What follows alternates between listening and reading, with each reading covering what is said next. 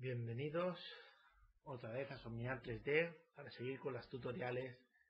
Lo primero vamos a hacer lo mismo que hemos hecho en Modeler, vamos a ponerlo en modo 7 para poder seguir los atajos de teclado que yo os diga sobre todo y podáis ir viendo cómo funcionan las herramientas de Layout.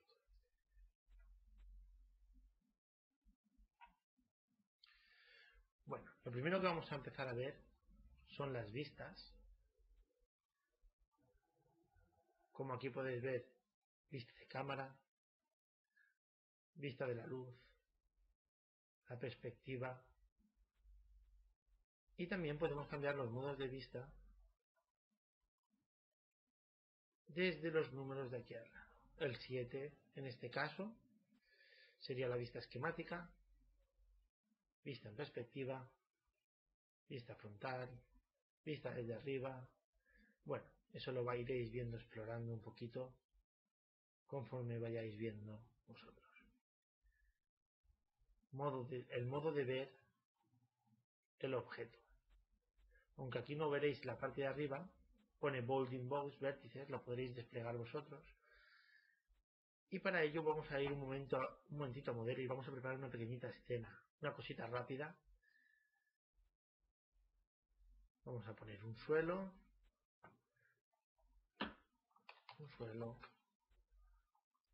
un pequeñito cubo en la siguiente capa. Le doy a F2 para centrarlo en la escena y A es para centrar la vista, la tecla A, y F2 para centrarlo en la escena y A para centrar las vistas. Bueno, le asigno otra superficie. En el momento que le cambies el nombre, luego ya le podremos cambiar el color. Surface Color o con la tecla Q. Activamos la herramienta para asignar una superficie.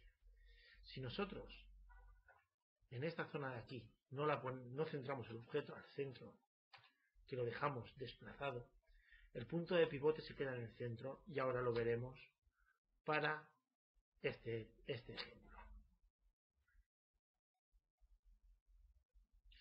Siempre tienes que guardar los objetos para poder pasarlos al layout de esta manera.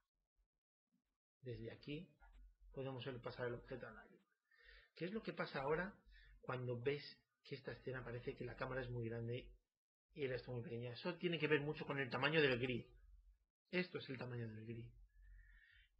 Y lo puedes cambiar bien desde Display Options, presionando la tecla D. Podemos ver el tamaño del grid.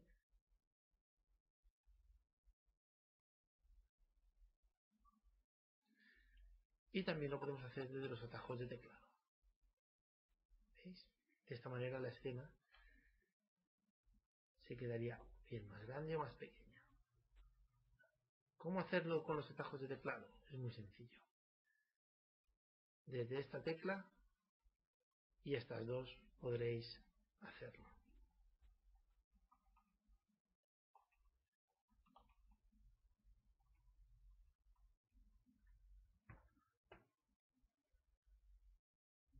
Una vez que tienes la escena más o menos de un tamaño que quieres, en los modos, aquí podemos seleccionar los objetos, los huesos, las luces, las cámaras. Seleccionamos la cámara y si fijáis, si le doy a y ahora vamos a centrarnos un poquito en la esfera. Y os fijáis que el eje de rotación se ha quedado en este lugar. Si nos vamos a Modeler y ahora intentáramos centrar el objeto, le he dado a F2, salvamos el objeto, incluso sincronizándolo, a veces nos puede dar algún problemilla si el eje no está, si tenemos una animación hecha.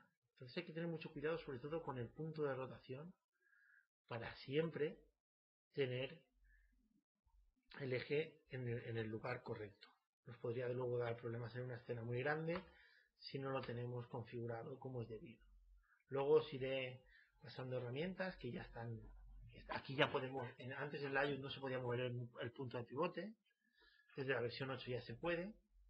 Y bueno, lo que he hecho ha sido cambiar una vista trasera, he pinchado en la tecla número 2 para situar el objeto a la altura adecuada. ¿Qué es lo que sucede? ¿Por qué cuando muevo un objeto parece que se queda siempre centrado? Porque tengo activada esta opción de aquí. Si lo desactivas, deja de moverse, deja de seguir, digamos, la escena. La cámara la subiremos también un poco. Y ahora con la vista de cámara, en la tecla número 6, con el botón izquierdo del ratón nos desplazamos para atrás. Con el derecho subimos para arriba y para abajo. Y aunque para otras cosas parece que no, pero el botón del centro, la rueda del ratón, presionándola, también tiene su función en ciertos aspectos de la escena. Y ya lo irás viendo, sobre todo en Modeler, tiene una función importante. Nos ponemos en vista de cámara, le damos a rotación, seleccionamos la cámara, la rotamos. Fijaros que es la letra T y la letra Y, para poder trabajar con la escena. Y ahora vamos al panel Render Globals. La primera opción del panel, abrimos, vemos que está activada la preview de la cámara, así podemos previsualizar el render. La palabra render significa interpretar. Que se avance uno a uno. Y ahora vamos a ver qué es cada cosita. Esto significa sombras, que interprete las sombras, la transparencia, la oclusión ambiental, la refracción y el reflejo. Esta opción es para activar digamos, para que salve la profundidad del eje Z. Esto lo veremos más adelante, que es importantísimo a la hora de la postproducción, sobre todo lo que es el eje Z. Si ahora nos vamos a Output, aquí diríamos en el formato que lo podemos salvar. Salvar en RGB sería salvar en una secuencia de imágenes y salvar a animación sería en un vídeo. Esto no es nada recomendable. Lo suyo es siempre salvarlo en una secuencia, si es posible, de TGA de 32 bits, si necesitas transparencia, o de 24 bits. Aquí podemos ver, si ahora le diéramos a F10, nos salvaría estos 60 frames del tirón. Vamos, iría renderizando uno a uno, siempre y cuando tuviéramos esto activado. De esta manera, si le damos a F9, que significa renderizar el frame actual, podemos ver que ha renderizado sombras y la esfera y el cubo.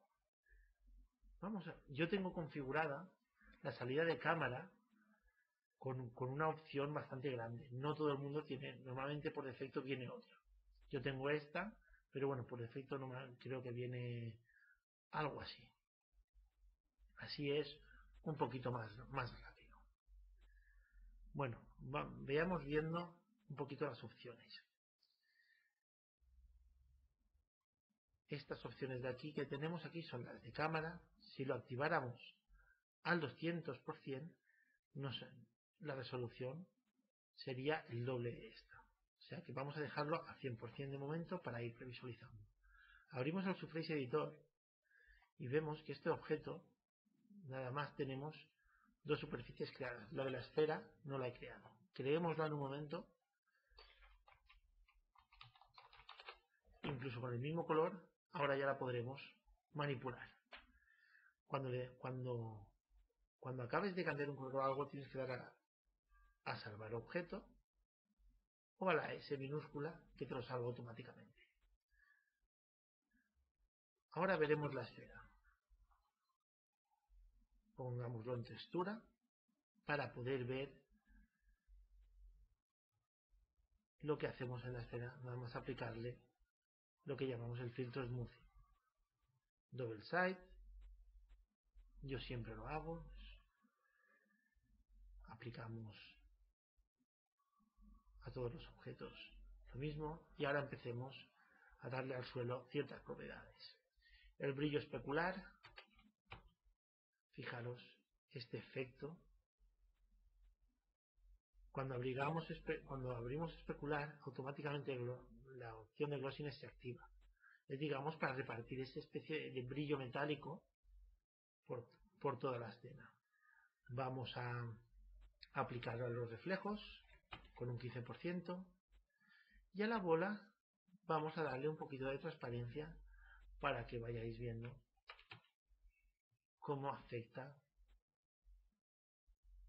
sobre las diferentes opciones. Al cubo vamos a aplicarle un preset. Es una opción que todavía no os he mostrado. Cuando aplicamos preset, si está activado el preset editor, automáticamente vais viendo ciertas muestras: cristal, nature, organics. Hay varias fórmulas de presets ya creados automáticamente. Fijamos uno de estos, fijaros como en algunos ni siquiera está el double significado. Yo lo activo por precaución, y ahora presiono en F9 y vemos cómo interpreta los reflejos, las sombras, la transparencia, aunque aquí no es muy latente porque es un color uniforme, pero cuando hay un color de fondo más acentuado, pues podemos verlo mejor. Vamos a aplicarle un color como el de la roca al suelo. ¿Se habéis fijado? Con el botón derecho del ratón podemos copiar y pegar superficies de una manera muy rápida. Ahora presiono en F9 y podemos ver la transparencia aquí. Una de las cosas que os voy a mostrar aquí también, que es muy curiosa, es la refracción index. Cuando tienes en la esfera una cierta transparencia, esta opción, digamos que es la opción de deformación, como si atravesara el agua. Si activamos la refracción, en las opciones del Surface Editor podríamos ver esa especie de lupa, de lente que hace y que interpreta luego el render de esta manera. Es una especie de lupa, una lente. Bueno, esta pequeñita introducción es simplemente para que vayáis preparando una composición, sobre todo para empezar para pegar la primera introducción a una escena genérica y para ver cómo es la composición de una escena, que es la ley de los tercios y ciertas cosas que a lo mejor tendríais que conocer de las cámaras o del cine en general.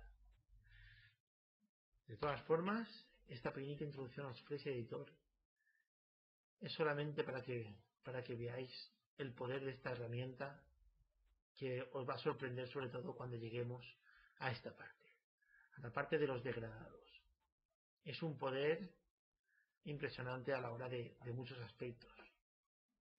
Bueno, hasta aquí la primera introducción de layout. Espero que os esté sirviendo de algo estas clases. Perdonad porque es la primera vez que hago un curso de estos y aún estoy un poco nervioso cuando hablo delante del ordenador. Un saludo.